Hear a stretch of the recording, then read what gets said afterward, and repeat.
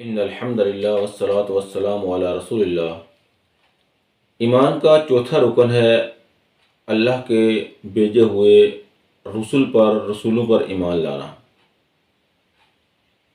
ایمان لانے کے لیے جس بھی چیز پر ایمان لایا جائے اس پر ایمان لانے سے پہلے اس سے متعلق نالج ہونا بہت ضروری ہے۔ انبیاء اور رسول سے متعلق بات کرنے سے پہلے ہمیں نبی اور رسول کے درمیان فرق کا پتہ ہونا ضروری ہے۔ رسول اسے کہتے ہیں کہ جس پر اللہ تعالیٰ کی طرف سے کوئی کتاب نازل ہوتی ہے، شریعت نازل ہوتی ہے اور وہ اس شریعت کی تبلیغ کرتا ہے، اس پر یہ تبلیغ کرنا فرض ہوتی ہے۔ جبکہ نبی اسے کہتے ہیں کہ جس پر کوئی کتاب تو نازل نہیں ہوتی، وہ پہلے انبیاء جو ہیں، پہلے جو رسول ہیں، ان کی جو کتابیں ہیں ان کی ہی تبلیغ، انہی کی شریعت کو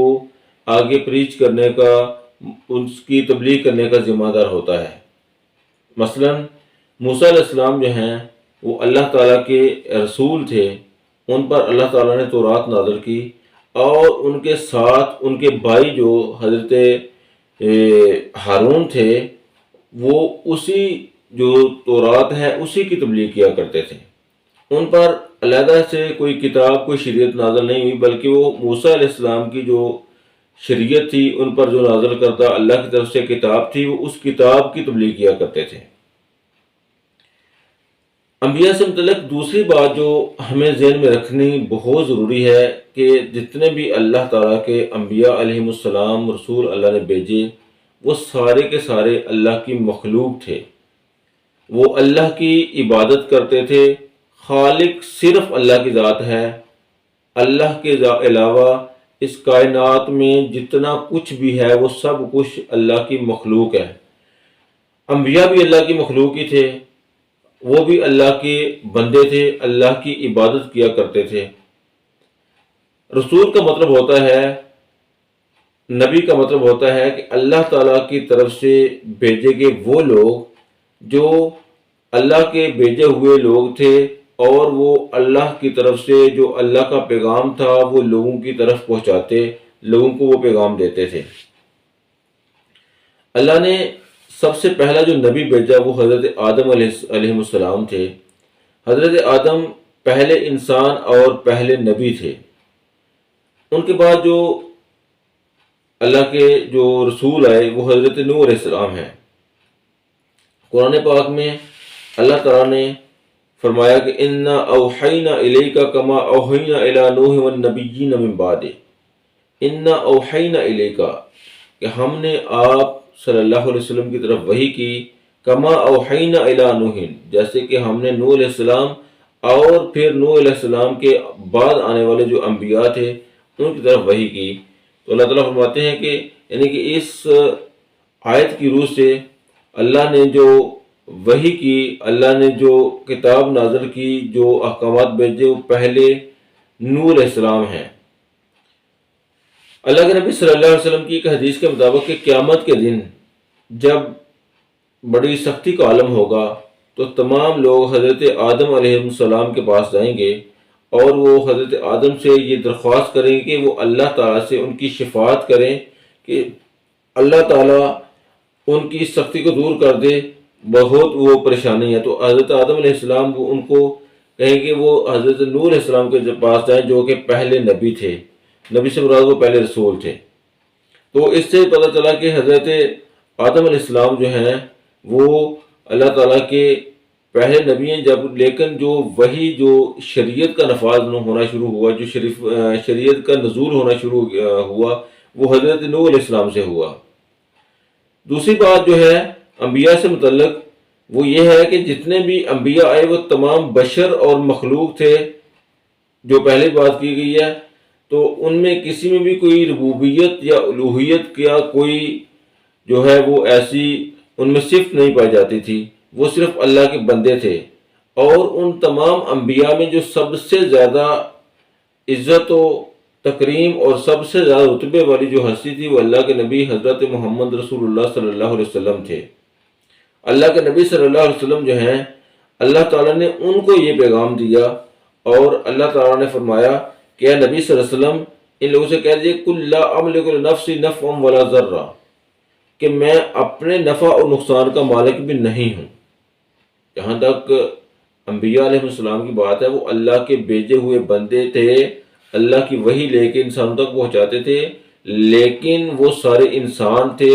انسان ہونے کے والے سے وہ انسان تھے، بشر تھے، اور اللہ کے سامنے وہ تمام انسانوں کی طرح ہی تھے۔ ان میں کوئی الوہیت والا کوئی صفت نہیں تھی، درجہ نہیں تھا، جیسے نفع نقصان کا مالک جیسے کوئی دوسرا انسان نہیں ہے، انبیاء بھی نفع نقصان کے مالک نہیں تھے۔ اسی لیے اللہ تعالیٰ نے فرمایا کہ نبی صلی اللہ علیہ وسلم ان سے کہہ دیجئے کہ میں اپنے نفع نقصان کا مالک بھی نہیں ہوں، الا ما شاء اللہ، سوائے اس کے جو اللہ چاہے۔ اور پھر دوسری بات جس کا اللہ نے ایک ہی آیت میں انکار کروا دیا، وہ یہ تھا کہ نبی صلی اللہ علیہ وسلم سے یہ بھی کہہ دیجئے کہ جو علم غیب ہے وہ بھی صرف اللہ کا خاصہ ہے، اللہ کے علاوہ کسی اور کو علم غیب نہیں ہے۔ اللہ وَلَوْ كُنْتَ عَالَمُ الْغَيْبَ، ان سے کہہ دیجئے کہ اگر میں علم غیب جانتا ہوتا، لَاسْتَكْثَرْتُ مِنَ الْخَيْرِ وَمَا مَسَّنِيَ السُّوءُ، میں اپنے لیے بہت ساری بلائیاں اکٹھی کر لیتا اور مجھے کوئی غضب نہ پہنچتا، مجھے کوئی نقصان نہ پہنچتا، مجھے کوئی تکلیف نہ پہنچتی۔ تو دو تین باتیں اسی آیت میں اللہ نے بتا دی کہ جو انبیاء ہیں اور ان میں جو سب سے زیادہ اعلیٰ درجے کے، جو سب سے زیادہ افضل شخصیت ہیں، جو کائنات میں اللہ کے بعد سب سے اعلیٰ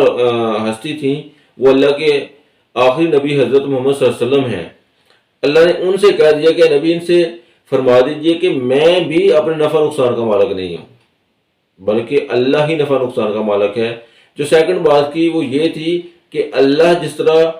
اللہ ہی علم غیب جانتا ہے، کوئی نبی علم غیب نہیں جانتا، صرف وحی سے بولتا ہے نبی پر صرف وحی آتی ہے۔ تیسری بات جو اللہ نے کروائی وہ یہ تھی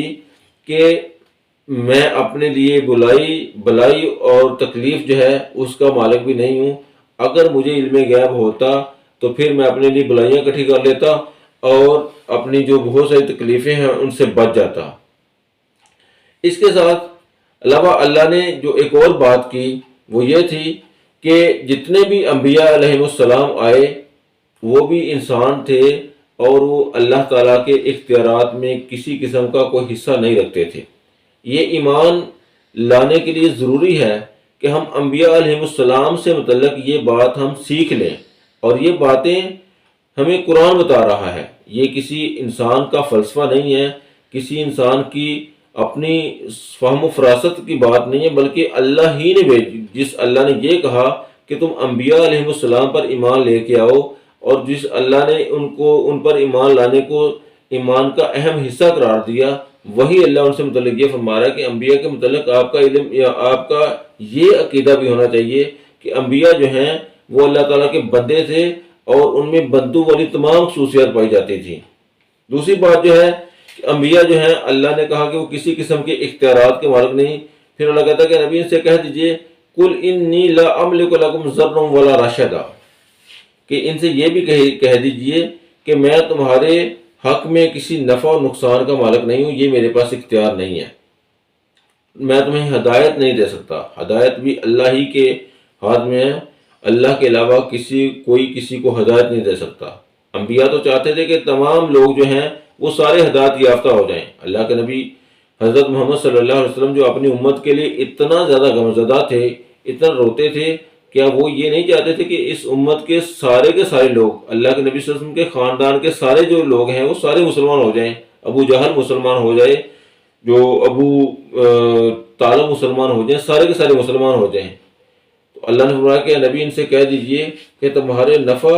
اور نقصان اور ہدایت جو ہے وہ سب کچھ اللہ کے اختیار میں ہے۔ پھر اللہ نے فرمایا قل انی لن یجیرنی من اللہ،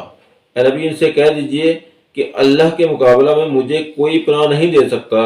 ولن اجد من دونہ ملتحدا، اور یہ بھی ان سے کہہ دیجئے کہ اس کے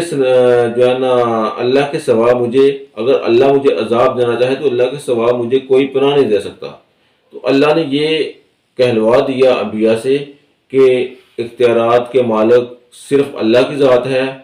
کسی قسم کا کوئی اختیار کسی بھی نبی کے پاس نہیں ہے، وہ سارے کے سارے انسان تھے اور ان میں بشری جو چیزیں ہیں تقاضے پائے جاتے ہیں. حضرت ابراہیم علیہ السلام نے فرمایا، جو کہ قرآن مجید میں اللہ فرما رہے ہیں، حضرت ابراہیم کے والذی هو یطعمنی ویسقین، کہ اللہ ہی کی ذات ہے جو مجھے کھلاتی ہے اور پلاتی ہے. اور وَإِذَا مَرِضْتُ فَهُوَ يَشْفِينِ، اور جب میں بیمار ہوتا ہوں تو شفا مجھے اللہ کی ذات دیتی ہے. تو دوسرے تمام انسانوں کی طرح انبیاء علیہ السلام پر بھی بیماری اور تندرستی کا معاملہ ان کے ساتھ بھی تھا.